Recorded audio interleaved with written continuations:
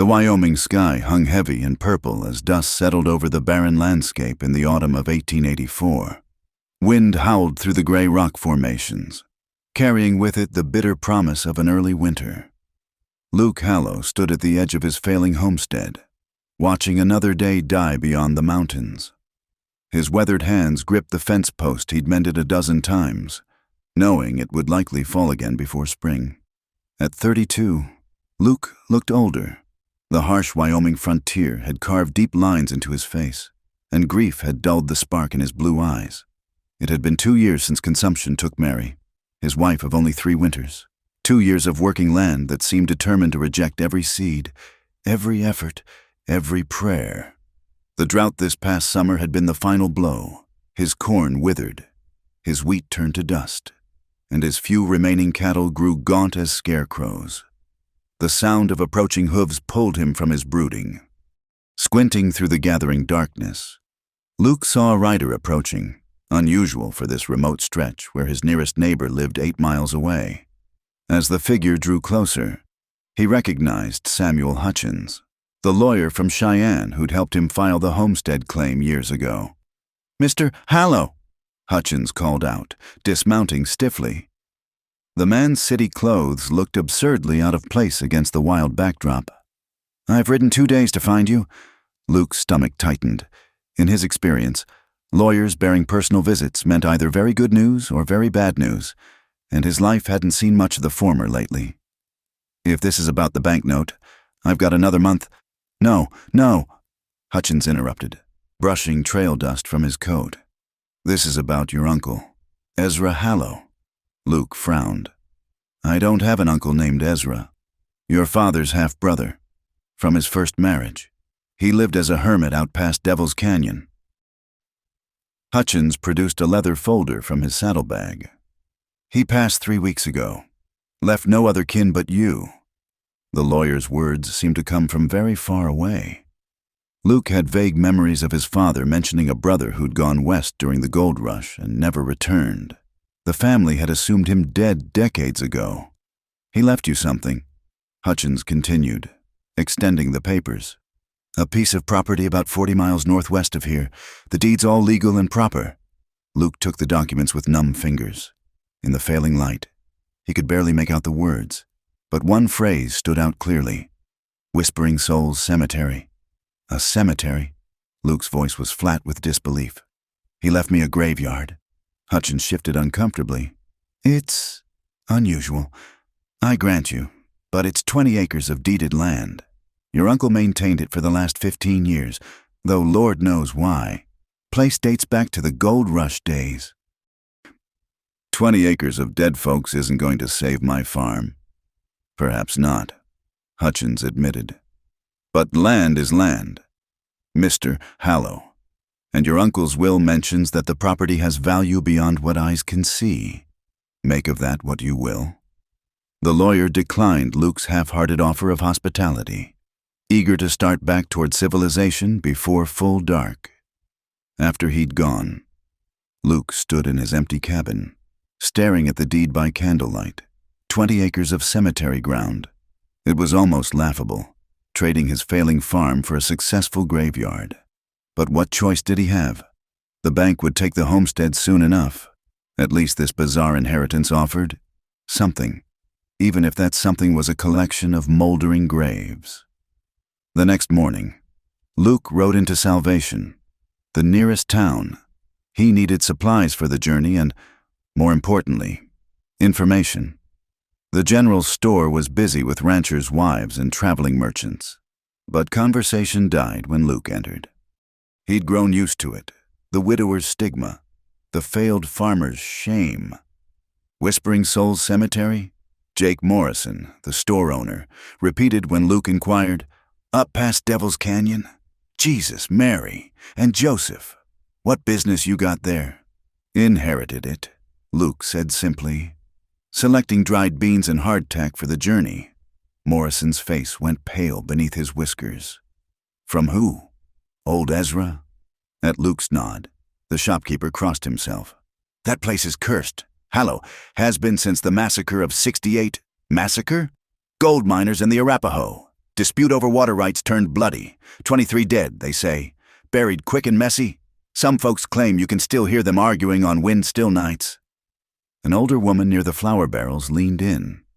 My husband's cousin went up there once, hunting elk, came back speaking in tongues. Never was right after. That's enough, Martha, Morrison said, but his eyes remained troubled. Point is, Hallow, that's no place for Christian folks. Your uncle was touched in the head, living up there alone. Whatever he thought was valuable about that cursed ground, it ain't worth your soul. Luke bought his supplies and ignored the whispers that followed him out. Salvation had always been quick to judge, quicker to condemn. They'd whispered about Mary too, about how a woman so young and pretty must have done something to deserve her fate. The journey to Whispering Souls Cemetery took 3 days through increasingly rough country. Luke followed the hand-drawn map from his uncle's papers, winding through canyon passes and across frozen streams. The landscape grew more desolate with each mile, gray stone cliffs rising like ancient tombstones, scraggly pines clinging to life in the thin soil. On the second night, he made camp in a sheltered grove and was awakened by howling that wasn't quite wind, wasn't quite wolf, something between the two that raised the hair on his neck. His horse, usually steady, stamped nervously until dawn. The third day brought him to Devil's Canyon, a gash in the earth that local legend claimed was carved by the devil's own fingernail. The trail skirted its edge, narrow and treacherous. Far below, Luke could see the glint of water and the white of old bones. Cattle, he hoped, that had missed their footing. As afternoon waned, he spotted an old man leading a string of pack mules along the trail ahead. The fellow's beard was white as snow, his clothes patched from a dozen different fabrics. "You heading to the cemetery?" the old man called out when Luke drew near. "I am. You know it?" The stranger studied him with eyes sharp as flint. "Knew Ezra. Brought him supplies now and again. You've got his look about you, around the jaw." He spat tobacco juice over the canyon edge. "He said family would come eventually. Didn't believe him. But here you are." "What can you tell me about the place?" The old man was quiet for so long Luke thought he wouldn't answer. Finally, "That ground holds more than just the dead, boy. Ezra knew it. Kept its secrets. Kept it safe. You sure you want that burden? I need the land." "Land," the old man laughed, but there was no humor in it. "That what you think this is about? Land?" He clicked his tongue at his mules. Moving past. "Cemetery's another 2 miles. Follow the creek. You'll know it by the angel." "Wait," Luke called. "What secrets? What burden?"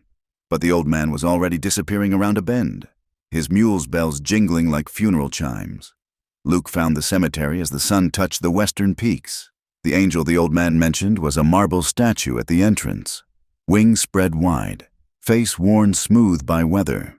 Beyond it stretched 20 acres of graves, some marked with proper headstones, others just wooden crosses or piled rocks. Prairie grass grew wild between the plots, and a few gnarled cottonwoods provided the only shade. His uncle's cabin sat at the far edge, built from local stone with a sod roof. It was small but solid, better constructed than Luke's own homestead. As he approached, a murder of crows erupted from the cottonwoods, their cries harsh in the evening air. Inside, the cabin was Spartan but clean. A narrow bed, a potbelly stove, shelves lined with preserves and books. On the table sat an envelope with Luke's name in spidery handwriting. "Nephew," the letter began, "if you're reading this, then blood has finally called to blood. The locals will have filled your head with ghost stories, but pay them no mind. The dead here rest peaceful enough. It's what else rests here that matters. You'll understand in time. If you've got the spine for it, the cemetery needs a caretaker, someone to keep its secrets and guard what must be guarded. In return, it will provide. Trust in that, even when your eyes tell you different. Remember, not all fortune glitters, and not all brides wear white." Ezra. Luke read the letter 3 times, but it grew no clearer. Exhausted from travel, he built a fire in the stove and made a simple meal. Outside, the wind picked up, moaning through the headstones. If he listened close, but no, that was just his imagination, fed by the locals' tales. That night, Luke slept fitfully. He dreamed of Mary, but she stood among the graves, beckoning him deeper into the cemetery. When he woke, moonlight streamed through the window, painting silver paths between the headstones. For a moment, he could have sworn he saw a figure moving among them, but when he blinked, only shadows remained. In the morning, he would begin clearing brush and repairing broken markers. He would make this strange inheritance work somehow. He had no choice. It was this or nothing. But as he drifted back to sleep, Luke couldn't shake the feeling that he wasn't alone here, that among all these dead, something waited, patient and watchful in the dark. The sensation followed him into dreams where voices whispered secrets just beyond understanding. And somewhere in the depths of shadow, eyes the color of flame watched his restless sleep. The journey deeper into the canyon lands tested both Luke and his horse. The trail wound through passages so narrow that his shoulders brushed against cold stone walls, and at times he had to dismount and lead his mare through sections where the path crumbled away into nothing. Ice had formed in the shadowed crevices despite the autumn season, making each step treacherous. By midday, snow began to fall, fat, lazy flakes at first, then driving sheets that obscured the trail. Luke pulled his collar high and pressed on, knowing that stopping here meant freezing to death. The map showed the cemetery was close, but in this white blindness, he could pass within feet of it and never know. His horse whinnied nervously as they rounded a sharp bend. Through the swirling snow, Luke glimpsed something that made him rein in sharply. Fresh tracks, too large for deer, too deliberate for bear. Mountain cat, perhaps, though even that didn't explain the strange drag marks alongside them, as if something heavy had been pulled through the snow. The wind howled louder, carrying with it a sound that made his skin crawl. Not quite human, not quite animal, a low moaning that seemed to come from the rocks themselves. His mare danced sideways, eyes rolling white, and it took all Luke's skill to keep her from bolting back down the treacherous path. "Easy, girl," he murmured, though his own heart hammered against his ribs. Just the wind playing tricks. But he knew better. Growing up on the frontier taught you the difference between natural sounds and those that didn't belong. This was the latter, something that spoke of old pain and older secrets. Through a brief break in the snow, he spotted what he'd been searching for. A cluster of wooden crosses rising from a small plateau ahead. The cemetery. Relief flooded through him as he urged his horse forward, eager for any shelter from the storm. The entrance was marked by 2 stone pillars, their tops carved with worn symbols he couldn't identify. Between them hung a rusted iron sign that read, "Whispering Souls," in letters twisted like reaching fingers. Snow had gathered in the grooves, making the words appear to bleed white. As Luke passed between the pillars, the wind died abruptly. The sudden silence was almost worse than the howling, a thick, expectant quiet that pressed against his eardrums. Even the snowfall seemed gentler here, drifting down like ash from some distant fire. The cemetery stretched before him, larger than he'd expected. Headstones of every description dotted the landscape, elaborate marble angels for those who'd struck gold. Simple wooden markers for those who hadn't, and unmarked mounds for those whom fortune had abandoned entirely. A few crypts built into the hillside suggested families of means, their iron doors now rust-locked against eternity. Luke dismounted near a small equipment shed, its roof partially collapsed. Inside, he found tools that must have been his uncle's: shovels, picks, a wheelbarrow missing one handle, everything worn but maintained.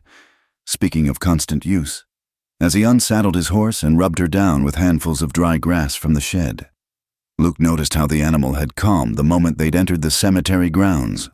Whatever presence haunted the approach seemed unable or unwilling to cross those stone pillars. Night was falling fast, the storm showing no signs of letting up. Luke needed better shelter than the equipment shed.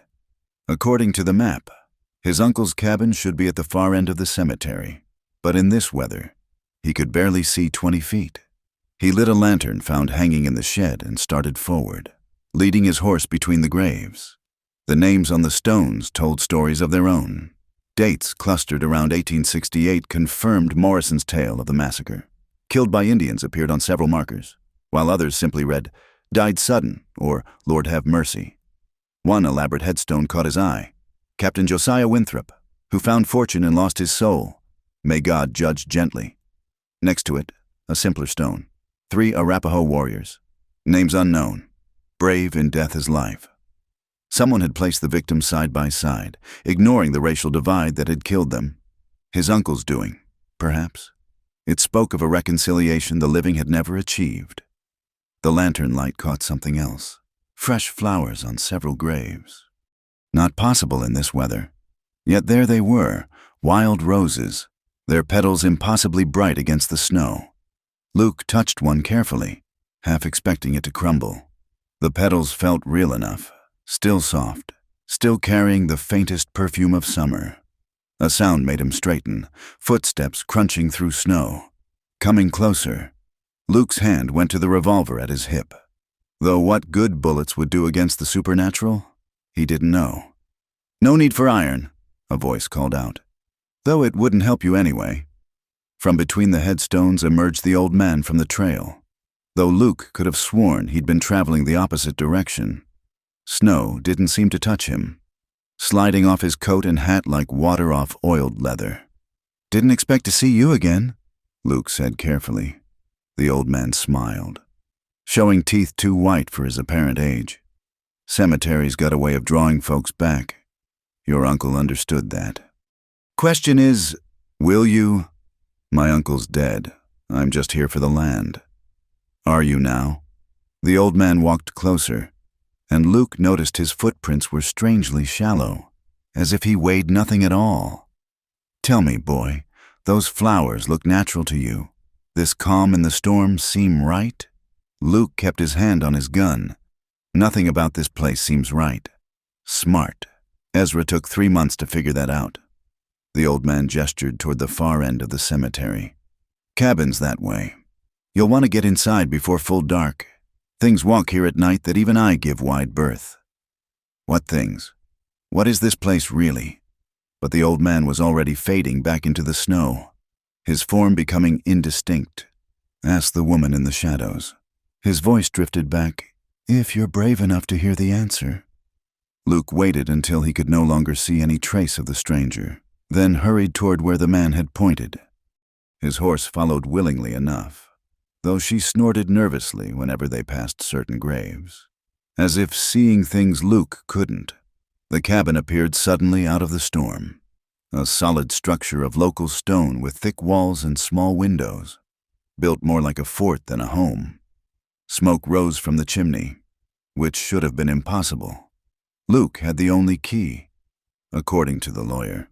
He tied his horse under a lean-to beside the cabin, noting fresh hay in the manger and a water in the trough that steamed despite the cold. Someone had been here, recently. The cabin door stood slightly ajar, warm firelight spilling out into the snow. Luke drew his revolver and approached carefully.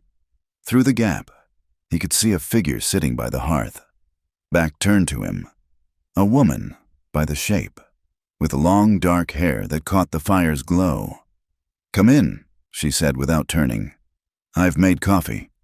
Every instinct screamed danger, but the cold was seeping through Luke's coat, and the warmth of that fire was too tempting to resist.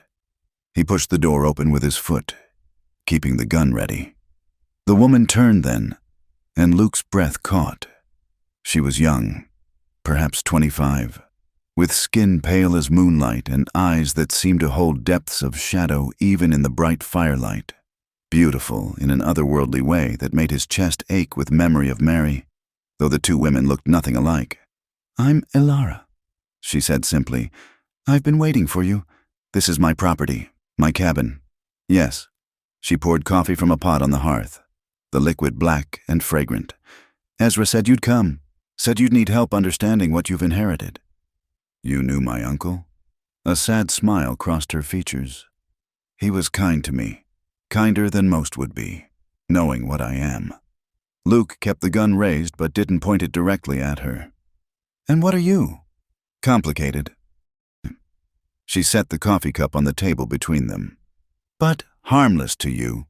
Luke Hallow." Ezra made sure of that. "How do you know my name?" Instead of answering, she moved to the window, gazing out at the cemetery. 16 years I've dwelt here, 16 years among the dead, keeping the secrets, tending the borders. Your uncle found me half mad with grief and gave me purpose. Now he's gone, and the burden passes to you. I don't want any burden. I want to work the land, make a living, nothing more. Alara turned back to him, and for a moment her eyes flashed with that fire he'd glimpsed before. Not reflected light, but something burning within. The land will provide exactly what you seek, but only if you accept what comes with it. There are things buried here that must stay buried, and things that must be protected from those who would disturb them. The gold, Luke said. The massacre was about gold, among other things. She moved past him to the door, her dress rustling like dry leaves. The storm will last 3 days. You can stay here, the cabin is yours by right.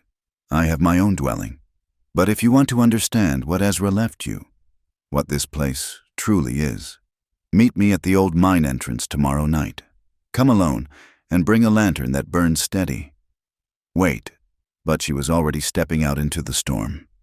Luke followed to the doorway, but could see no trace of her in the swirling snow. No footprints marked where she'd stood. He closed the door and leaned against it, heart racing. The coffee she'd poured still steamed on the table. Real as anything. Luke picked it up with shaking hands and drank deeply. It was perfect, strong and bitter, exactly how he liked it. How had she known? Outside, the wind picked up again, and with it came that moaning sound. But now Luke could almost make out words in it, a lament in a language he didn't recognize. The hairs on his neck stood up as he realized the sound was coming from beneath the cemetery, from somewhere deep underground. He spent the rest of the night awake by the fire, his gun across his lap, wondering what he'd gotten himself into. When dawn finally came, pale and cold through the still falling snow, Luke ventured out to tend his horse and explore the cabin's immediate surroundings. In the daylight, he could see more graves, including a fresh one with no marker yet.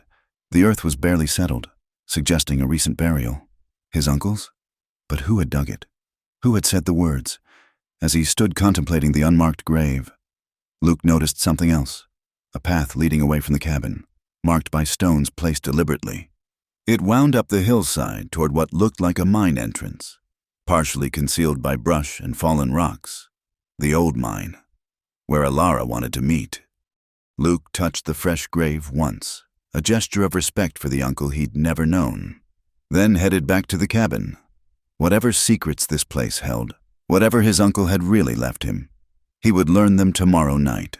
For now, he had a cemetery to survey and a storm to weather, with only the dead and his own doubts for company. The storm continued through the day, giving Luke time to explore the cemetery in the strange, muted light that filtered through the clouds.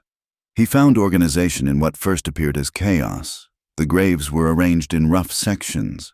The oldest dated to 1849, marking some of the first gold seekers who never made it home. The newest section included his uncle's grave and several others from the past few years. Near the center of the cemetery stood a peculiar monument, a natural stone formation that had been carved with symbols similar to those on the entrance pillars. The markings seemed both ancient and deliberate, spiraling around the stone in patterns that made his eyes water if he stared too long. Fresh flowers lay at its base, the same impossible roses he'd seen on other graves. As evening approached, Luke prepared for his meeting with Alara. He filled 2 lanterns with oil, checked his revolver, and wrapped himself in his uncle's heavy coat found hanging by the door. The garment smelled of pipe tobacco and something else, herbs, perhaps, tucked into the pockets for reasons he couldn't fathom. The path to the mine was treacherous in the snow, winding upward through jumbled rocks and stunted pines. Luke's breath came in white puffs as he climbed, the lantern swinging in his hand, casting wild shadows.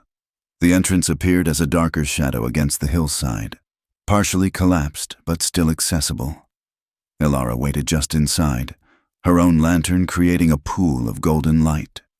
She wore the same dark dress, seemingly untouched by the cold that had Luke shivering despite the heavy coat. "You came," she said, sounding almost surprised. "Said I would." Luke stepped into the mine, noting the timber supports that looked far too old to be trusted. "This where the gold is? This is where it begins." She turned and started deeper into the mine. "Stay close. The passages branch, and some led to places you don't want to go." The tunnel sloped downward, the walls changing from rough-hewn rock to something smoother, older. Luke noticed tool marks that didn't match any mining equipment he knew. Too precise, too regular. The air grew warmer as they descended, which made no sense. "Your uncle found this by accident," Ilara said, her voice echoing strangely. "The miners in 68 broke through into something that was already here, something that should have stayed sealed." They passed side tunnels that breathed cold air and others that seemed to exhale warmth. In one, Luke could swear he heard running water, impossible at this elevation. In another, a faint glow emanated from deep within, pulsing like a heartbeat. "What is this place?" he asked. "Old, older than the Arapaho, older than anyone remembers, a sacred site, a burial ground, a place where the earth's bones show through." She paused at an intersection, considering, then chose the left passage. The miners thought they'd found the mother lode. They were wrong. The tunnel opened into a natural cavern, and Luke stopped short, his breath catching. Veins of gold ran through the walls like frozen lightning. Catching their lantern light and throwing it back multiplied. But that wasn't what made him stare. The cavern was a tomb. Bodies lay in carved niches along the walls. Not skeletons, but mummies, preserved by some quality of the cave. They wore clothing and ornaments unlike anything Luke had seen, neither native nor European. The gold veins seemed to flow around them, as if the metal had formed after they were placed here. "Who were they?" Luke whispered. "We don't know." Ezra spent years trying to understand. The Arapaho have stories about the first people, but even they say those are just legends. Ilara moved between the bodies with reverent care. When the miners broke through and saw the gold, they went mad with greed, started tearing bodies from their rests, prying gold from the walls. "The massacre?" She nodded. "The Arapaho came to stop the desecration. They considered this place forbidden but still sacred. The miners wouldn't listen. Blood was shed on both sides, and something woke up." "Something?" Ilara led him to the far end of the cavern where a pool of black water reflected their lights like a mirror. "The miners who survived said the dead rose up, said the ancient dead and the fresh dead alike turned on the living. Most called it madness from the violence, but some knew better. The town fathers had the mine sealed, the bodies buried quickly, and the story suppressed. But the seal didn't hold. Your uncle broke it 20 years later, not knowing the history. By then, things had settled. The angry dead had mostly quieted, but they still walk sometimes, still guard this place." She turned to face him fully. "That's why I'm here. Luke, that's why your uncle stayed. Someone has to keep watch, keep the greedy and the foolish from disturbing what lies here. And you're, what, one of them? The walking dead?" For the first time, she laughed, a sound like silver bells in the dark. "No, I'm as alive as you, though I've dwelt so long in shadows that sometimes I forget it. I came here to die, 16 years ago. Your uncle gave me a reason to live instead." "What reason?" "Purpose, protection, penance." She moved closer, and Luke could see the pain written in the lines around her eyes, the weight of years spent in solitude. "I was young and foolish once. Thought I loved a man who cared only for gold. Helped him rob and murder for it. When he turned that violence on me, I fled here to end my suffering. Your uncle found me at the pool's edge, ready to throw myself in. He saved you. He offered me redemption. Guard this place, keep its secrets, tend the dead both ancient and recent. In return, sanctuary. The dead don't judge. Luke, they only want respect and remembrance." Luke looked around the cavern, at the gold that could make him wealthy beyond imagining, at the bodies that had rested here for God knew how long. "And if I don't want this burden, if I just take what gold I need and leave. Alara's eyes flashed with that inner fire again. Then you'll end like the others who tried. The dead aren't bound by the laws of men. They protect their own. As if in response to her words, a sound echoed through the cavern. Footsteps, slow and measured, coming from one of the tunnels. Luke's hand went to his gun, but Alara touched his arm. Don't. Iron won't help, and fear makes them stronger. Be still. A figure emerged from the shadows, a man in the rotted remains of a Union cavalry uniform. His face gray and sunken, but his eyes aware. He looked at them for a long moment, then continued past, disappearing into another tunnel. Captain Winthrop, Alara said softly. He walks most nights, looking for his men. They're buried in the cemetery proper, but he can't seem to find them. Luke's mouth was dry as dust. How many? Walk, 12 regulars. More when the boundary between worlds grows thin. They're harmless if you don't disturb their patterns. Don't take what they guard. She started back toward the entrance. Your uncle learned to work with them. Some even helped him tend the grounds. They climbed back through the passages in silence, Luke's mind reeling. When they emerged into the cold night air, the snow had stopped and stars glittered between racing clouds. I can't, Luke said. This is madness. The dead walking, ancient curses. I'm a farmer, not a ghost keeper. You're a man who needs land and purpose, Alara countered. This place offers both. The gold can be harvested carefully, respectfully. Enough to live on, even prosper, but not enough to draw attention. The dead will allow that much. And you? What do you get from this arrangement? She looked away, toward the cemetery spread below them. Continued sanctuary, companionship, perhaps, if you're willing. Ezra was like a father to me, but I've been alone since he died. The dead are poor conversationalists. Something in her voice, a loneliness that echoed his own, made Luke's chest tighten. He thought of his empty cabin back at the failed homestead, of Mary's grave that he visited less and less as the pain refused to fade. Show me, he said finally. Show me how this works, how to live with the dead. Then I'll decide. Alara smiled, the first genuine warmth he'd seen from her. Tomorrow night. Meet me among the graves when the moon rises. I'll introduce you properly. She vanished into the darkness before he could respond, leaving Luke to make his way back to the cabin alone.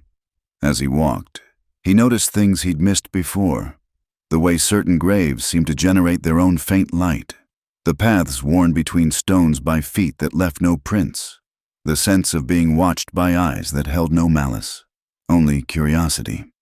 Back in the cabin, Luke sat by the fire and tried to make sense of what he'd seen, the rational part of him, the part that had broken sod and planted seeds and believed in things he could touch, rebelled against all of it. But he'd seen Captain Winthrop walk. He'd seen gold veins that defied geology. He'd seen a woman appear and disappear like smoke.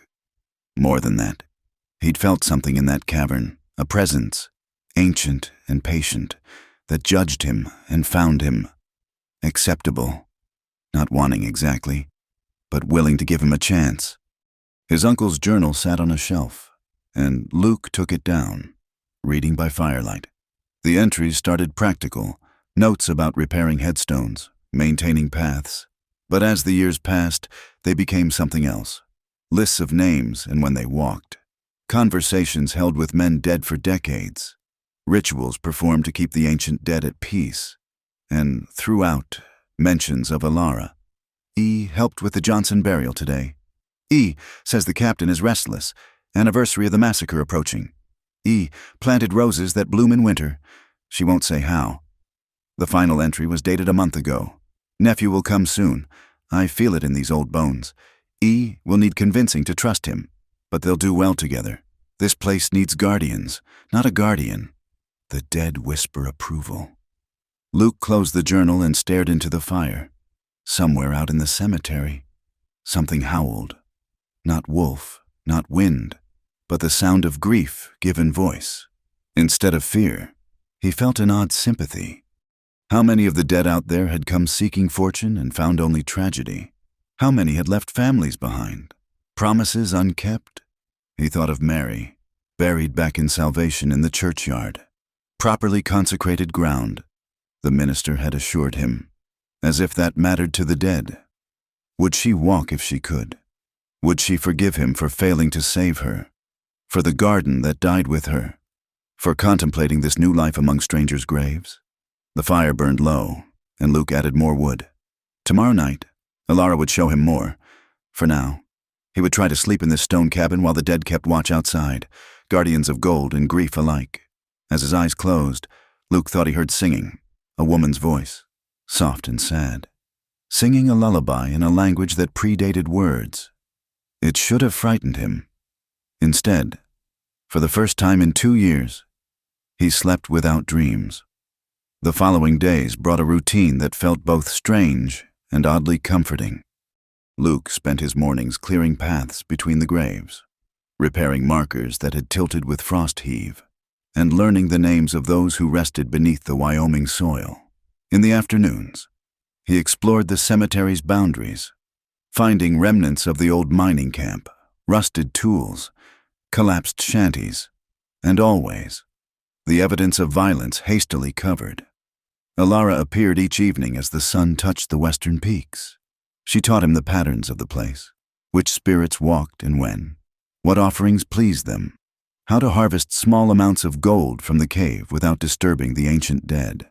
The work was precise, almost ritualistic, never taking from near the bodies, always leaving tokens of respect, speaking words in a language she taught him phrase by phrase. The original tongue, she explained as they worked by lantern light in the cave. Older than any tribe's memory, Ezra believed it was the language of the first people. Luke carefully chipped gold from a vein far from any burial niche, collecting the fragments in a leather pouch. A week's careful work had yielded enough to pay off his debts back in salvation, with some left over for supplies.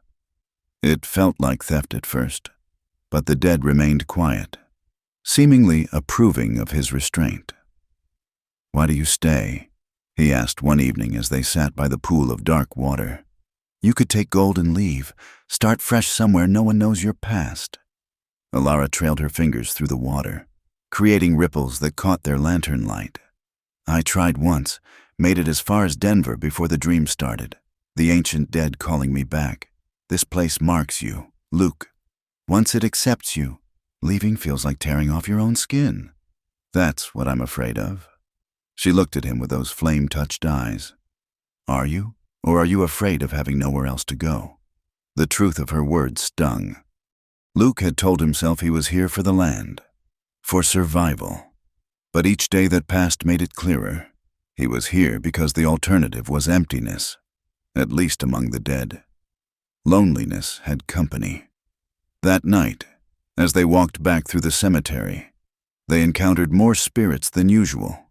A prospector still panning invisible streams, twin children playing with hoops that caught moonlight, a woman in a wedding dress wandering among stones, searching. Sarah Morrison, Alara said of the last, came west to marry her fiancé, found him dead in a claim dispute, took poison rather than return home in shame. You know all their stories? Ezra collected them, said the dead deserved to be remembered as they were, not just as they died. She paused by Sarah's grave, leaving a sprig of sage. It helps them rest easier, being known. As the week turned into 2, Luke found himself looking forward to Alara's appearances. She was a contradiction, ethereal as morning mist, but practical about the work. Beautiful in her strangeness, but marked by a sadness that never quite left her eyes. When she smiled, which was rare, it transformed her face like sun breaking through storm clouds. One evening, she didn't appear at the usual time. Luke waited by the cabin, then searched the cemetery, growing increasingly worried. He found her at the monument with the spiral symbols, collapsed against the stone, her skin even paler than usual. "Alara!" He knelt beside her, supporting her shoulders. She was cold, too cold, but her eyes fluttered open. "The borders," she whispered. "Something's testing them. Something new."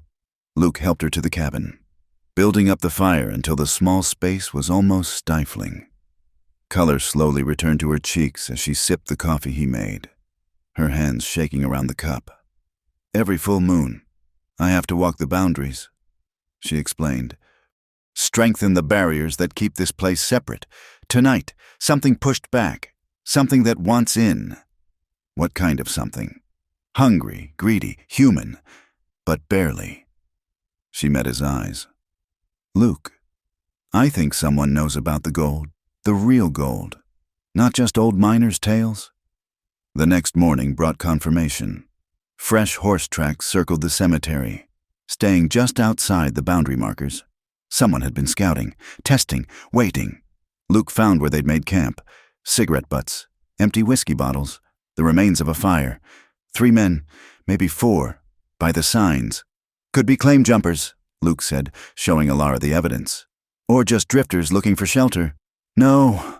She held one of the cigarette butts, her face troubled. "I recognize this. Turkish tobacco, expensive. Someone from the cities." That afternoon, while Luke was repairing the cemetery gate, 3 riders appeared on the trail. Well-dressed despite the rough country, armed with new rifles. They had the look of hired guns pretending to be gentlemen. "Afternoon," their leader called out, dismounting with practiced ease. He was handsome in a sharp way, with pale eyes that never stopped moving. "Name's Marcus Thornwood. These are my associates, Mr. Garrett and Mr. Cole." Luke nodded but didn't offer his hand. "Luke Hallow, this is private property. So I understand. Inherited from your late uncle, I believe." Thornwood's smile was all teeth. "Quite a curious inheritance. A cemetery, of all things." "It provides, I'm sure it does." Thornwood's gaze swept over the graves, lingering on the monument with its spiral symbols. "You know, there are stories about this place. Gold stories. The kind that make men do foolish things. Stories are just that. Stories. Perhaps, perhaps not." Thornwood stepped closer to the gate, and Luke noticed how his horse shied away from the boundary. "I represent certain interests back east, mining interests. We'd be willing to make you a very generous offer for this land. It's not for sale. Everything's for sale. Mr. Hallow, it's just a matter of price." Thornwood pulled out a leather wallet, extracting bills. "Shall we say $5,000? Cash. You could buy a dozen homesteads with that." It was more money than Luke had ever seen, enough to start over anywhere. For a moment, temptation whispered. Then he thought of Alara, of Captain Winthrop still searching for his men, of Sarah Morrison in her eternal wedding dress. "No sale.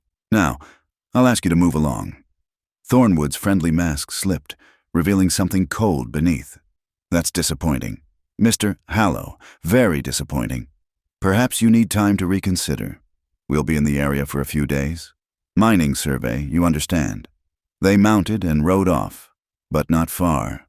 Luke could see their fire that night from the cemetery heights, could hear their laughter carrying on the wind. Alara emerged from the shadows as he stood watching. "They won't give up," she said. "Their kind never does. They smell gold like blood in the water. Let them come. The dead will stop them." "Will they?" She turned to him, worry creasing her brow. The dead guard against desecration. But what if these men are clever? What if they find ways around the boundaries? That night, Luke couldn't sleep. He read more of his uncle's journal, finding references to other attempts on the cemetery. Most had ended with the intruders fleeing in terror, but some entries were darker. Men found dead at the boundaries. No marks on them, but their faces twisted in fear. Others who made it into the mine but were never seen again, only their screams echoing from the depths. Near dawn, he was awakened by his horse's frightened neighing. Through the window, he saw figures moving among the graves. Thornwood's men, testing the boundaries under cover of darkness. They had iron crowbars and shovels, tools of grave robbers. Luke grabbed his rifle and rushed outside, but Alara was there first, standing at the cemetery entrance like a guardian angel. In the pre-dawn darkness, she seemed to glow faintly, her dark hair streaming in a wind that touched nothing else. "Turn back," she called out, her voice carrying unnatural authority. "This ground is sacred. The dead do not welcome you." Thornwood himself stepped from behind a large headstone, revolver in hand. Well, the cemetery's witch. Yes, we heard about you in town. Ezra's pet madwoman. They said, though I must admit, you're prettier than the story suggested. Leave, now, while you still can. Or what, you'll curse us?" Thornwood laughed. "I don't believe in curses, girl. I believe in gold, and I know it's here." He gestured to his men, who began advancing despite their obvious nervousness. That's when the temperature dropped. Frost spread across the ground in spirals, centered on the monument. The pre-dawn darkness grew thicker, more substantial, and the dead began to wake. Captain Winthrop appeared first, rising from the earth like mist given form. His cavalry saber gleamed with spectral light as he stood between the intruders and the graves. Behind him, more spirits emerged, the murdered prospectors, the Arapaho warriors, even the ancient dead from the cave, trailing burial wrappings like fog. Thornwood's men broke immediately, dropping their tools and running for their horses, but Thornwood himself stood firm, though Luke could see his hands shaking as he aimed his revolver at Winthrop's shade. "Tricks," he said, voice not quite steady. "Smoke and mirrors and tricks." The captain spoke, his voice the whisper of wind through empty bones. "You would disturb our rest for greed. You would spill blood on sacred ground. Turn back. Last warning given." Thornwood fired. The bullet passed through Winthrop harmlessly, striking a headstone behind him. The sound echoed through the cemetery like thunder, and in response, the earth itself groaned. "The Ancient Ones wake," Alara said softly, and Luke felt it too. Something vast and patient stirring in the depths of the mine, roused by violence in its domain. Thornwood must have felt it as well, for his face went white. He backed away, stumbling over graves, his bravado crumbling. "This isn't over," he called out as he reached his horse. "There are laws, deeds. You can't hide behind ghost stories forever." He rode off into the growing dawn, leaving Luke and Alara standing among the gradually fading spirits. Captain Winthrop tipped his hat to them before dissolving back into morning mist. "They'll be back," Luke said. "Yes." Alara leaned against him slightly, exhausted by whatever power she'd channeled. "But now they know what guards this place. Fear might keep them away for a time." "And if it doesn't?" She looked up at him, those flame-dark eyes serious. "Then we protect what's ours, the living and the dead together." Luke found himself reaching for her hand, and she didn't pull away. Her fingers were cold but warming, solid and real despite all the strangeness of the night. "Ours," he repeated, liking the sound of it. As the sun rose over the cemetery, painting the headstones gold and rose, Luke realized he'd made his choice. Not for the gold, not even for the land, but for this, standing with Alara among the graves, guardian of secrets, protector of the sacred dead. The forbidden fortune glittered in the depths below. But what he'd found was worth more than gold. He'd found purpose. He'd found a partner in the darkness. And perhaps, if the dead approved and time was kind, he'd found something that might grow into love. The cemetery stretched before them, peaceful in the morning light, keeping its secrets safe for another day. The warning signs came 3 days later. Luke woke to find dead ravens arranged in a circle around the cabin, their black feathers ruffled by wind that carried the scent of snow. Storm clouds gathered on the horizon, darker than any he'd seen, moving against the prevailing winds. "They're coming back," Alara said, examining the birds with troubled eyes. "But this is different. They've brought help, someone who knows the old ways of breaking boundaries." "How can you tell?" She pointed to symbols drawn in the dirt beneath each raven. "Hex signs. Someone's trying to weaken the protection before they arrive." She began gathering the birds carefully, whispering words in that ancient tongue. "We need to prepare. This won't be like last time." They spent the day reinforcing the boundaries. Alara taught Luke to recognize the marker stones that held the cemetery's protection, nondescript rocks that hummed with subtle power when touched.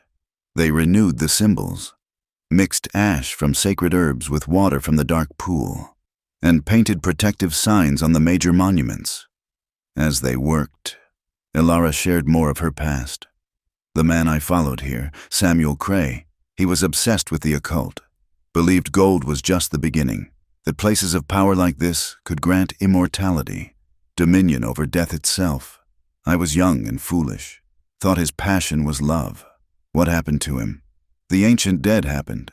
He tried to bind them to his will using rituals he'd learned from a Cherokee outcast, the backlash. She shuddered. I still hear his screams sometimes. The earth swallowed him whole, right there by the pool. That's when Ezra found me. By evening, snow began to fall, thick, heavy flakes that reduced visibility to mere yards. Luke checked his ammunition, loaded his uncle's old shotgun, set lanterns at strategic points around the cabin. Mortal weapons might not stop spirits, but Thornwood and his men were flesh and blood. The attack came at midnight. They came from 3 directions at once, more men than before, a dozen at least. Luke spotted them through the swirling snow, dark shapes moving with military precision. These weren't just hired guns. They moved like soldiers. Army deserters, Ilara said, watching from the window. Thornwood must have promised them a fortune. The first wave tried the main entrance. Luke heard their leader barking orders. Remember, bullets won't stop the dead, but they'll stop anyone living helping them. Find the woman and the farmer. Luke fired a warning shot over their heads. Private property. Come any closer and I'll drop you where you stand. Laughter answered him. You can't hold off all of us.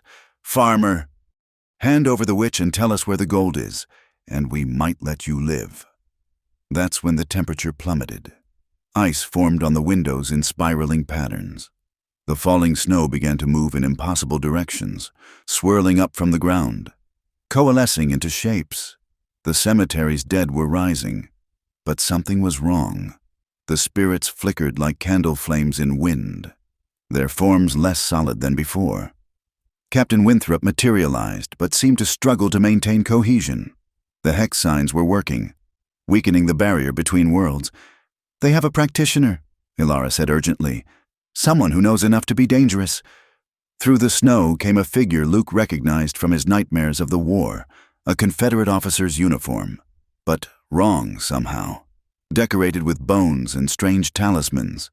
The man's face was gaunt, marked with scars that looked self-inflicted. Colonel Silas Blackwood. Ilara breathed. I know that name. He was court-martialed for practicing dark arts on the battlefield. Ezra's journal mentioned him, a seeker of forbidden knowledge. Blackwood raised a staff topped with a human skull, chanting in a language that hurt to hear.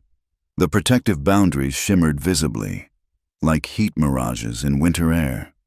Cracks appeared in the ethereal barrier. He's breaking through, Ilara said. She gripped Luke's hand. I have to go out there. It's the only way to stop him. Like hell. We go together or not at all. She looked at him with those dark flame eyes, and for a moment he saw not the mysterious guardian, but a frightened young woman. Then determination hardened her features. Together then. But Luke, whatever happens, don't let them reach the pool. If they corrupt that water, the ancient dead will rise in fury, and there'll be no controlling them. They slipped out the back of the cabin as Thornwood's men breached the weakened entrance boundary. The snow provided cover as they circled toward Blackwood's position. Luke could hear the intruders ransacking the equipment shed, shouting in frustration when they found only tools. Blackwood stood at the monument with the spiral symbols, his chanting reaching a crescendo. Dark energy poured from his staff, eating away at the protections like acid. Behind him, 2 guards with rifles watched the cemetery for threats. Luke took aim at one guard, but Ilara stopped him. No more blood on sacred ground. There's another way. She pulled something from her pocket, a small vial of water from the pool. Get me close to Blackwood. They crept through the graves, using headstones for cover. The spirits of the cemetery writhed in visible agony as Blackwood's magic tore at their anchors to this world. Sarah Morrison's shade reached toward them, mouth open in a silent plea for help. 20 feet from Blackwood, their luck ran out. One guard spotted movement and fired. The bullet whined past Luke's ear as he tackled Alara behind a large monument. "There, the witch and her lover!" More gunfire erupted, chipping stone and sending fragments flying. Luke returned fire, forcing the guards to take cover. In the chaos, Alara rolled clear and ran toward Blackwood. The colonel saw her coming and swung his staff like a club. She ducked under it, smashing the vial against the monument. The water hissed as it touched stone, and suddenly the spiral symbols blazed with silver light. Blackwood screamed as the light engulfed him. His carefully crafted hexes shattered like glass, and the cemetery's boundaries snapped back into place with almost physical force. The colonel dropped his staff, clutching his head as unseen forces tore at his mind. But the damage was done. A section of the boundary remained weak, and through it poured Thornwood's men. Luke saw them fan out among the graves, some heading for the mine entrance, others converging on their position. "The pool!" Alara shouted. "They know about the pool!" Luke grabbed her hand and they ran, pursued by bullets and curses. The path to the mine was treacherous in the snow, but fear lent them speed. Behind them, the cemetery erupted in chaos as the dead, freed from Blackwood's suppression, fell upon the intruders. Screams echoed through the night, some cut short, others continuing far too long. Luke glanced back to see spectral cavalry charging through the headstones, sabers gleaming with otherworldly light. The ancient dead were rising from the mine, their forms terrible and strange, wrapped in burial shrouds that had rotted away millennia ago. But Thornwood and 3 of his men had reached the mine first. Luke and Alara found them at the pool chamber, Thornwood holding a torch high as he stared at the veins of gold. "My God," he breathed. "It's real. All of it. Real." "Turn back," Alara commanded. "You've spilled blood on sacred ground. The Ancient Ones are awake. Leave now, and you might survive." Thornwood's laugh was wild. "Leave? When I'm standing on a fortune? When I've found what Coronado and all the rest only dreamed of?" He pulled his revolver, aiming at Alara. "I think not. Tell me, witch, can you bleed?" Luke moved without thinking, stepping between them as Thornwood fired. The bullet caught him in the shoulder, spinning him around. He fell hard, blood spreading across the cave floor. "Luke!" Alara's scream echoed through the chamber, as his blood touched the dark water of the pool. Everything changed. The water began to glow, first faintly, then with increasing brilliance. The ancient dead materialized fully, not the vague shapes from before, but solid, terrible, their eyes burning with the fury of disturbed eternity. Thornwood's men fled immediately, but Thornwood himself stood transfixed by the gold. "I'll be rich," he muttered. "Rich enough to buy judges, senators, even presidents. Rich enough to—" A hand erupted from the pool, skeletal but covered in preserved flesh, wearing rings of unknown metal. It grabbed Thornwood's ankle, and he screamed as he was pulled toward the water. "The pool claims its price," Alara said softly, cradling Luke's head in her lap. Samuel Cray learned that. Now Thornwood joins him. The mine boss clawed at the stone floor, but more hands emerged, dragging him inexorably down.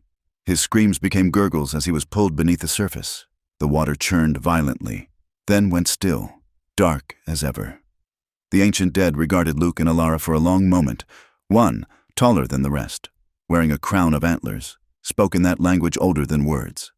Alara answered, her voice steady despite tears streaming down her face. "What did you tell them?" Luke asked weakly. "That you spilled blood to protect this place, that you're worthy of their trust." She pressed her hand against his wound, and he felt strange warmth spreading from her touch. "They're going to help. Rest now." The last thing Luke saw before darkness took him was Alara's face, beautiful and fierce, haloed by the light of impossible stars reflected in the pool's dark water. The ancient dead began to sing, a sound like wind through time, carrying him down into healing darkness.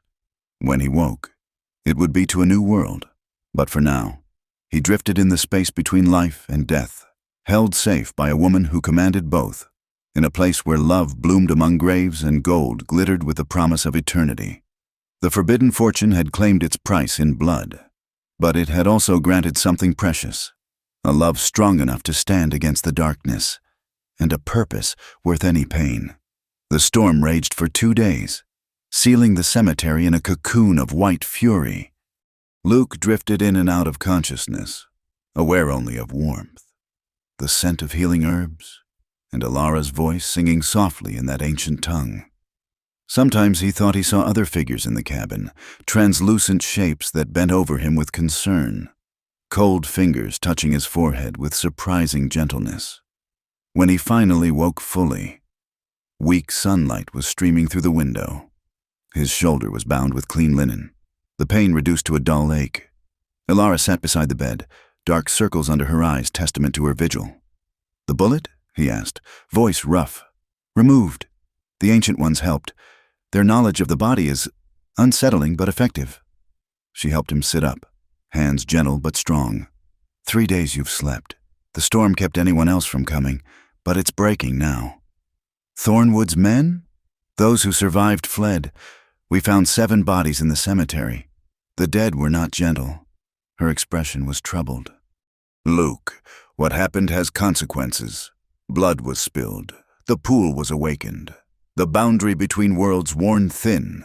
The town will know something happened here." As if summoned by her words, they heard horses approaching. Luke tried to rise, but Alara pressed him back. "Rest, I'll handle this." Through the window, he watched her meet the riders at the gate. Sheriff Watson from Salvation, his deputy, and to Luke's surprise, Samuel Hutchins, the lawyer. Their conversation was too distant to hear, but he saw the sheriff's hand hover near his gun, saw Hutchins produce papers from his saddlebag. After what seemed an eternity, the men departed. Alara returned, snowflakes in her dark hair. The sheriff found what was left of Thornwood's gang on the road. The survivors were broken.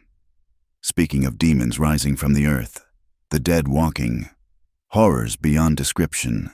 Most think they went mad from the storm and turned on each other. But not the sheriff. No, he's smarter than that. But Hutchins brought paperwork, apparently.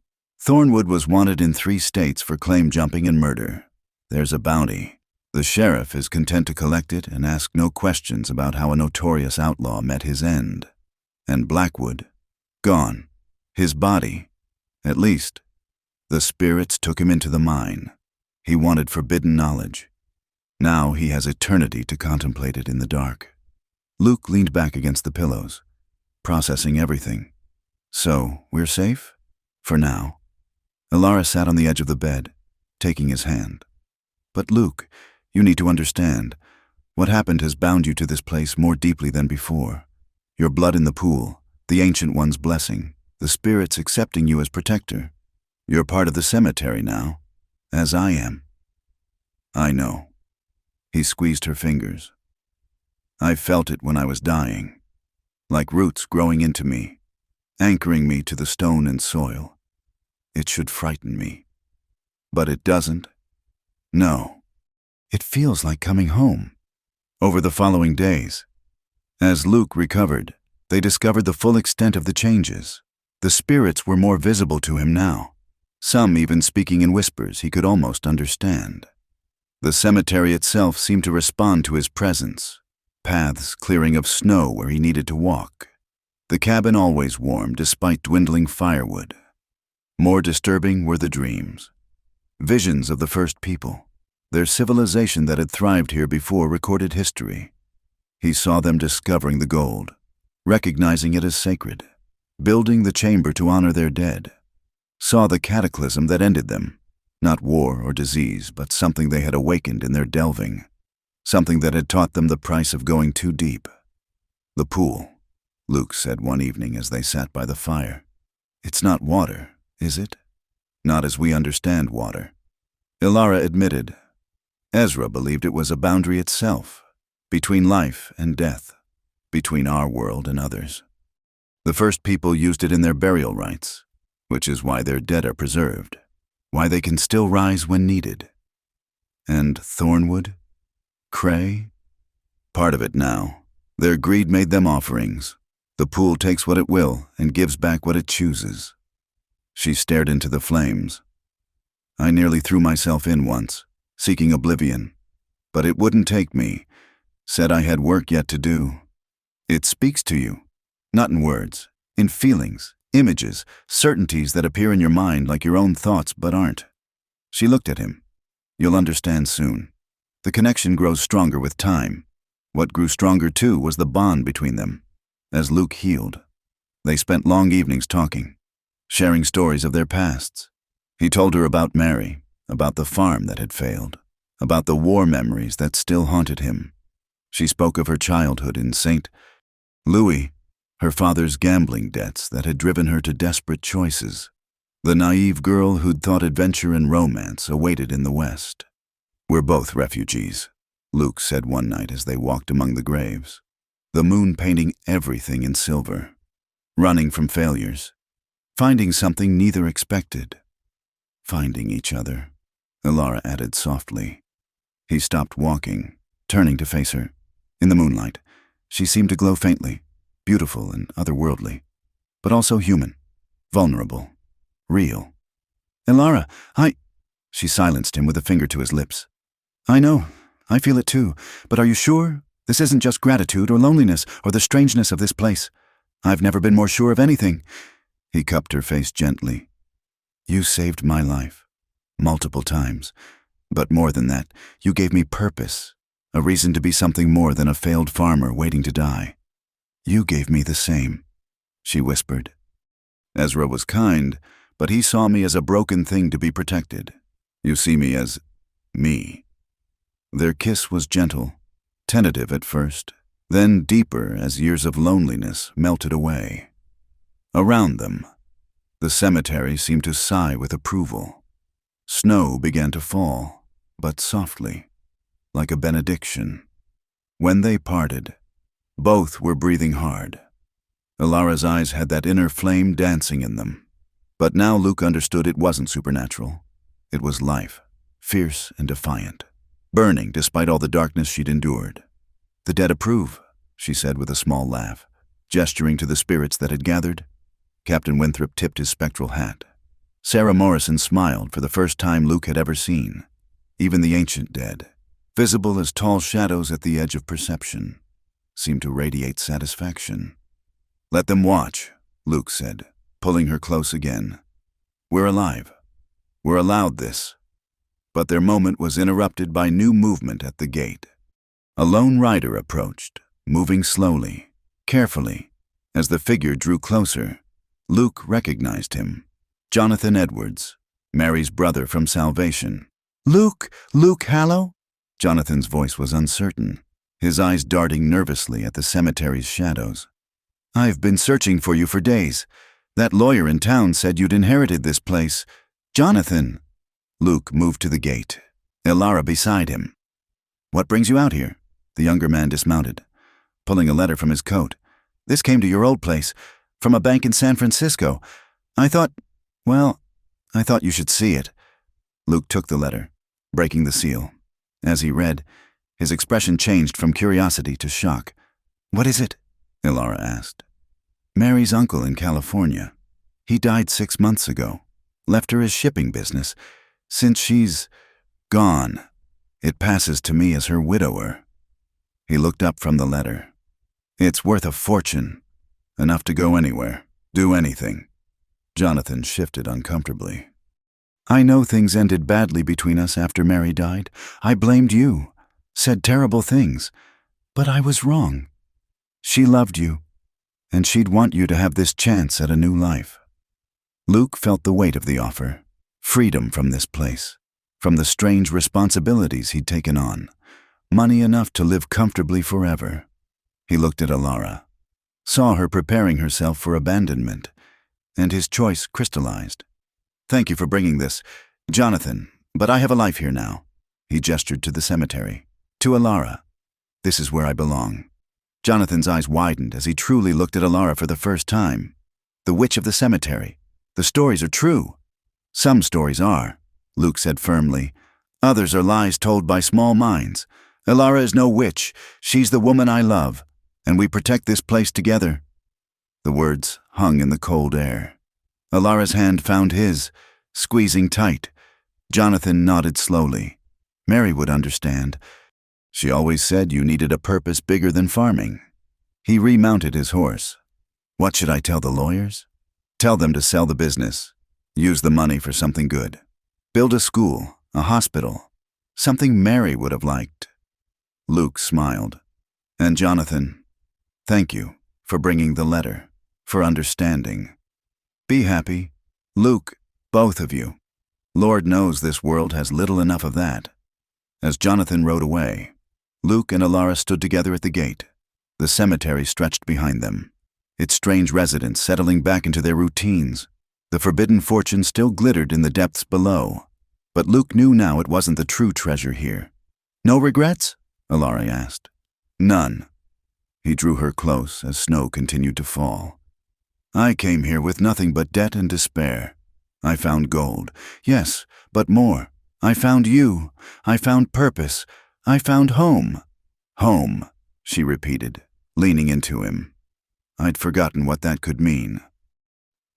In the distance, a wolf howled. A natural sound this time, lonely but free. The storm was passing, leaving the world clean and new. Tomorrow would bring its own challenges. But tonight, they had each other. The cemetery kept its watch around them, the dead at peace, the living finding warmth in the cold. And somewhere in the mine's depths, the dark pool reflected stars that had never shone in earthly skies, keeping its secrets, granting its blessings to those brave enough to guard them. The town meeting was held in Salvation's small church, every pew packed with curious and hostile faces. Word of the violence at the cemetery had spread despite the sheriff's attempts to contain it. Now the good people of Salvation wanted answers, and someone to blame. Luke sat in the front row, his shoulders still stiff beneath his coat. Beside him, Elara held herself with quiet dignity despite the whispers that followed their entrance. Sheriff Watson stood at the pulpit, trying to maintain order. "Folks, settle down now," the sheriff called out. "We're here to establish facts, not spread gossip." "Facts?" Margaret Henley stood up, her voice shrill. "The fact is that 7 men died at that cursed place. The fact is that this woman lives among the dead like some kind of ghoul." Murmurs of agreement rippled through the crowd. Luke started to rise, but Elara's hand on his arm stopped him. Judge Samuel Hardwick, brought in from Cheyenne for the occasion, banged his gavel on the pulpit. "Order, Mrs. Henley. Sit down. Mr. Hallow. Miss." "Just Elara," she said clearly. "Miss Elara, you've been asked here to give testimony about the events of 5 nights past. The floor is yours." Luke stood, feeling the weight of every eye. Marcus Thornwood and his men came to rob the cemetery. They brought a dozen armed riders and someone practiced in dark arts, Colonel Blackwood, wanted for war crimes. They attacked at night, threatened our lives, and attempted to desecrate graves. "And these men just happened to die?" Reverend Pike interjected. 7 hardened outlaws, dead without a mark on most of them. "The cemetery protects itself," Elara said, standing beside Luke. "It has since the massacre of 68. Those who come with violence in their hearts find only death." The crowd erupted. "Witchcraft," someone shouted. "Devil's work." Judge Hardwick's gavel cracked like gunfire. "Enough! Sheriff Watson, your report?" The sheriff stood reluctantly. "I found the bodies as described. Thornwood's gang, known criminals all. The survivors were not in their right minds, spoke of impossible things. As for Thornwood himself, we haven't found his body, because the earth swallowed him." Timothy Grant called out. He was one of the survivors, his hair gone white overnight. "I saw it. The ground opened up and took him down to hell." "Mr. Grant has been unwell since the incident," Sheriff Watson said carefully. "His testimony is unreliable." Samuel Hutchins, the lawyer, stood. "If I may, Your Honor, I have here documents proving Marcus Thornwood was wanted in Kansas Colorado and California for murder and robbery. There's a substantial bounty. Additionally, I have the deed to Whispering Souls Cemetery, legally transferred to Luke Hallow. He had every right to defend his property. With magic? Reverend Pike demanded. With unholy forces? With whatever was necessary, Luke said firmly. Those men came to rob graves, to steal from the dead. If the dead objected, that's between them and God. Blasphemy, Margaret Henley cried. Is it? Elara stepped forward, her presence commanding attention. Tell me, Mrs. Henley, do you not believe the dead can rest unquiet? Does not your own Bible speak of spirits and resurrections? Of Samuel's ghost called forth by the witch of Endor? You dare quote scripture, witch! I dare speak truth. Elara's voice carried surprising authority. For 16 years, I've tended that cemetery, fed the hungry who passed through, nursed the sick, given proper burial to the forgotten dead. If that makes me a witch in your eyes, so be it. Old Theodore Marsh stood up slowly. I remember you, he said. 15 years back, you found my boy when he wandered off in a blizzard. Brought him home safe. Whatever else you are, you saved my son. And my husband, another woman added quietly. When the fever took him, you sat with us 3 days, eased his passing when Doc Morrison had given up. More voices joined in, small acts of kindness remembered. Moments when the mysterious woman of the cemetery had helped without asking for thanks or payment. The tide of opinion began to shift. Judge Hardwick raised his hand for silence. It seems to me, he said carefully, that we have a case of self-defense against known criminals. As for the unusual circumstances of their deaths, well, this is rough country. Strange things happen. Unless someone has proof of actual wrongdoing.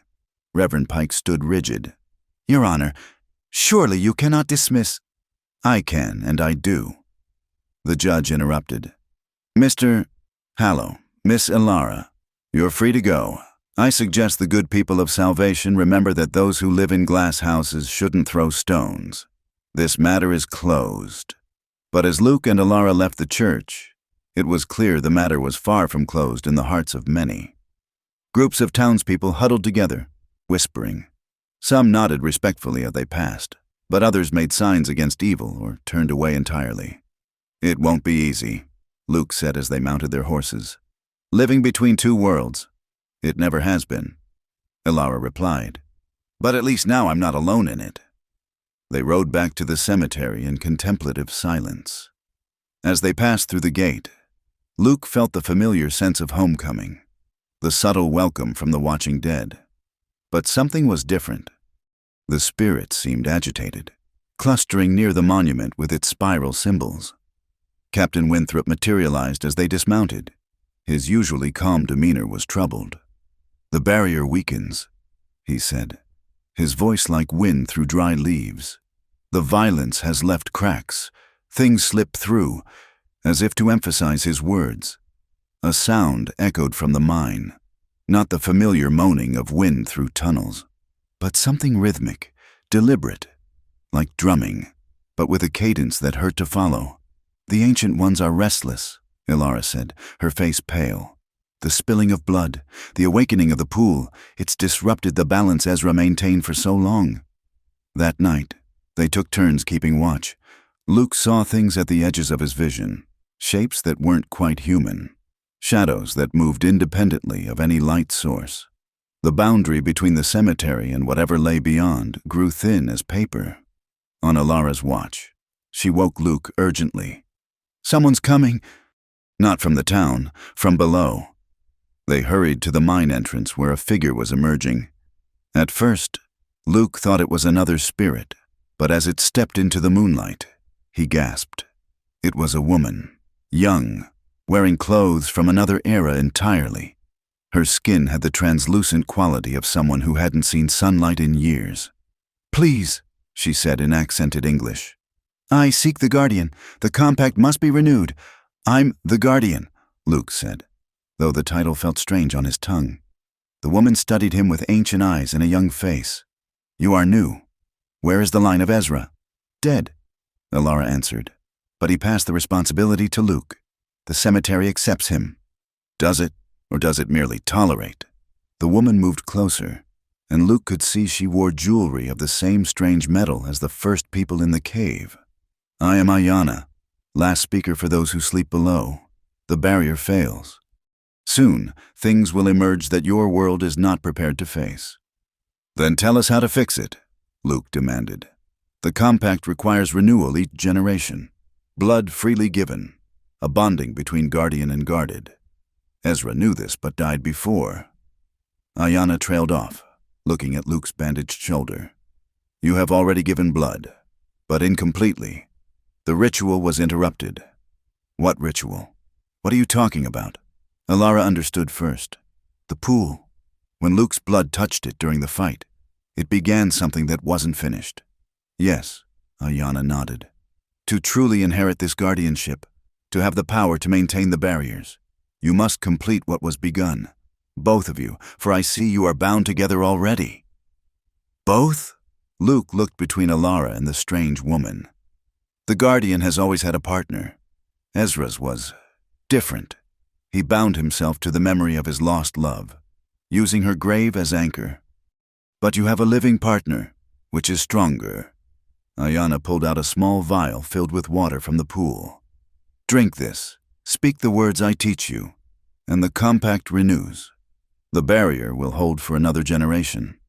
And if we refuse, Ayana's young face showed ancient sorrow, then the town that scorns you will be the first to fall when the deep ones rise.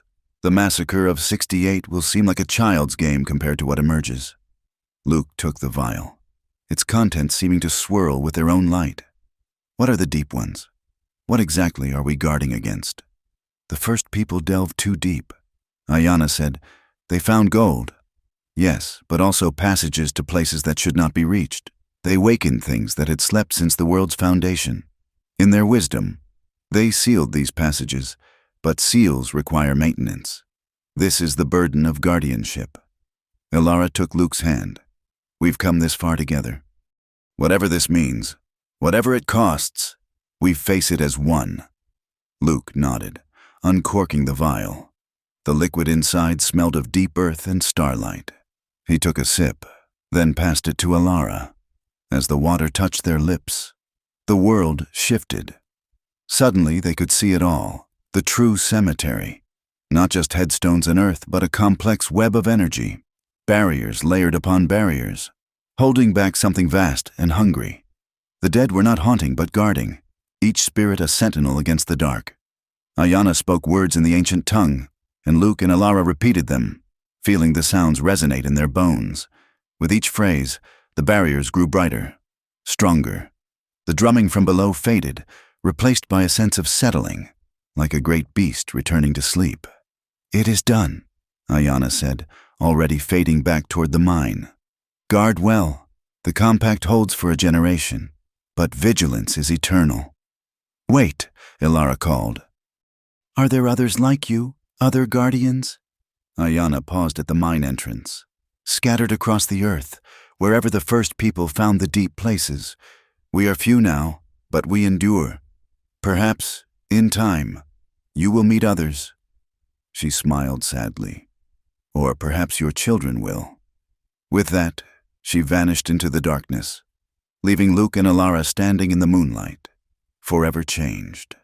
They could feel the cemetery now, truly feel it. Every grave, every spirit, every carefully maintained barrier against the dark. The town will never accept us now, Luke said. We're something other than human to them. We're still human, Alara corrected. Just more, bridges between the living and the dead, the world above and below. She leaned against him. At least we have each other.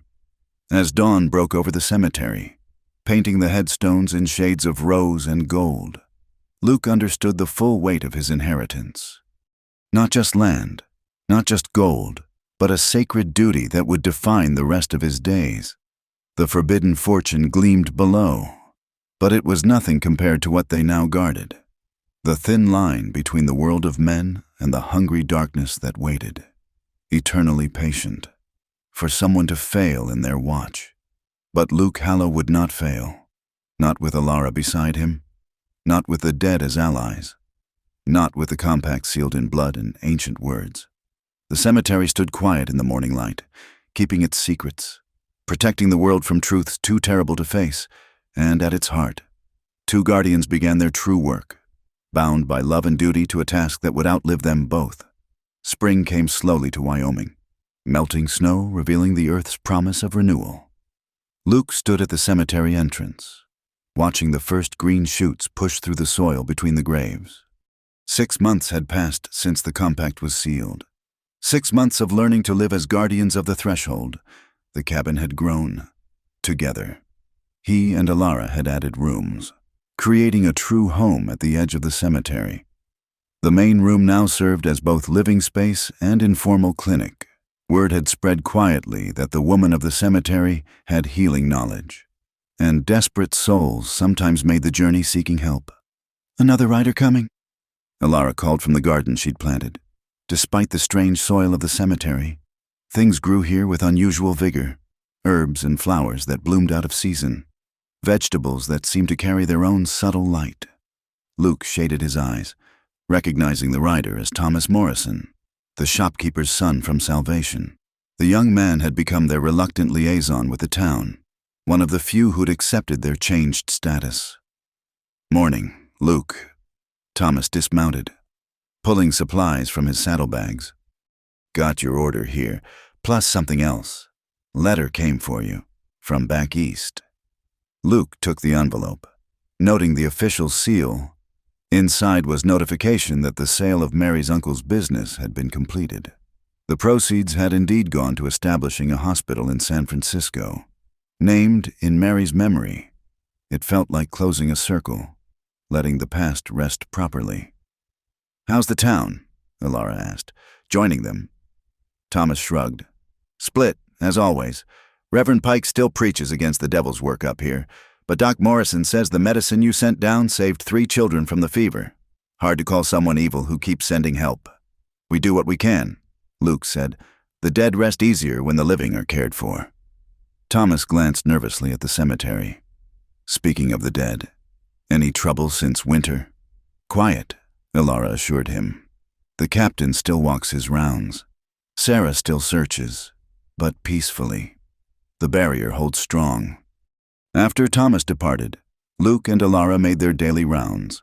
This had become their ritual, checking the barrier points, tending graves, leaving offerings at the monument. The spirits had grown comfortable with them, sometimes manifesting even in daylight to share fragments of memory or simply exist in companionable silence. At the Arapaho section, they found fresh flowers on the unmarked graves. Not the impossible roses that appeared mysteriously, but prairie wildflowers, recently picked. Luke knelt, studying the moccasin prints in the soft earth. "Visitors in the night," he said. "They come sometimes." Alara nodded. "Descendants of the massacre victims. The barrier recognizes their right to mourn."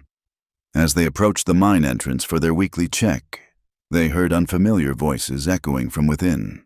Luke drew his revolver while Alara picked up a lantern. Inside, they found 2 figures examining the walls with scientific instruments, a man and woman in traveling clothes, clearly educated types from back east. They turned at Luke's approach, showing no fear despite the weapon. "Ah, you must be the Guardians," the man said in a British accent. "Terribly sorry for the intrusion. I'm Professor Aldrich Blackwood, no relation to the late unlamented colonel, and this is my colleague, Dr. Helen Marsh. We're archaeologists." "This is private property," Luke said firmly. "Indeed, and fascinating property at that." "Doctor," Marsh replied. Her sharp eyes studied them with scholarly interest. "We've been tracking sites like this across the continent, places where the first people built their barriers. You've done remarkably well maintaining this one." "You know about the first people?" Alara stepped forward, intrigued. "We've pieced together fragments," Professor Blackwood said. "A civilization that predated all known history, with knowledge we're only beginning to understand. They found places where reality grows thin and built protections. When they vanished, they left guardians behind." "Why are you here?" Luke asked, though he didn't lower the gun. "To help. if you'll let us. Doctor, Marsh said, we've developed techniques to strengthen the barriers, based on mathematical principles the first people encoded in their structures. Your compact is strong, but it could be reinforced. They spent the day with the archaeologists, learning and sharing knowledge. The professors had maps showing other Guardian sites, a network of protection spanning the continent, each guarding against specific threats. They taught Luke and Alara new symbols to carve, resonance patterns that would strengthen the barrier without requiring blood sacrifice. The old ways relied too heavily on individual Guardians. Professor Blackwood explained as they worked. What happens if a Guardian dies without passing on the knowledge? We're trying to create redundancies, backup systems. Like what happened here. Luke said, if Ezra hadn't found Alara. Precisely. No offense to your uncle, but the system nearly failed. As evening approached, the professors prepared to leave. Doctor, Marsh pulled Alara aside while Professor Blackwood showed Luke their maps. There's something else. Doctor, Marsh said quietly. Other sites have reported increased activity lately. The deep places stir more frequently. We don't know why, but Guardians should be warned. Are we in danger? Alara asked. No more than usual, but stay vigilant, and know that you're not alone. There's a network of us now. Guardians and scholars working together. She handed Alara a small journal. Correspondence codes and locations, if you need help, or if something emerges that you can't handle. We'll manage, Alara said firmly. This is our home, our responsibility. After the professors departed, Luke and Alara stood together watching sunset paint the cemetery in warm colors. The day's revelations had expanded their world while somehow making them feel less isolated. A network, Luke mused. Others like us, scattered across the land. Does that change anything? Alara asked. No, he decided. This is still our place, our duty, but it's good to know we're part of something larger. That night, they hosted an unusual gathering. Word had somehow spread among the dead that new knowledge had come, and spirits manifested throughout the cemetery. Captain Winthrop stood at attention as Luke explained the reinforcement symbols. Sarah Morrison listened intently as Alara described the other sites. Even the ancient dead emerged partially from the mine, their forms indistinct but attentive. We strengthen the barriers not out of fear. Luke addressed the assembly, but out of respect. For you who guard, for those who sleep below, for the living who go about their days unknowing. This compact binds us all. The spirits dispersed with what seemed like satisfaction, returning to their eternal watches, but one remained. A new manifestation Luke hadn't seen before. An elderly Native American man, wearing a mixture of traditional dress and settler clothing. I am Joseph Two Rivers, the spirit said. I died trying to stop the massacre, standing between hate and hate. I have watched you, Luke Hallow, Alara of the Shadows. You do what I could not, bring peace between worlds. We try. Luke said humbly, more than try. You succeed. The Ancient Ones speak well of you, my people. What few remain, know of your guardianship. The flowers you found were their thanks. The spirit began to fade. I go now to my rest. My vigil ended. Others will take my place. Watching, guarding. The compact holds. With those words, Joseph Two Rivers dispersed like morning mist, finally at peace after decades of self-imposed duty. Spring turned towards summer, bringing new growth and new challenges. A family passing through lost their youngest to fever.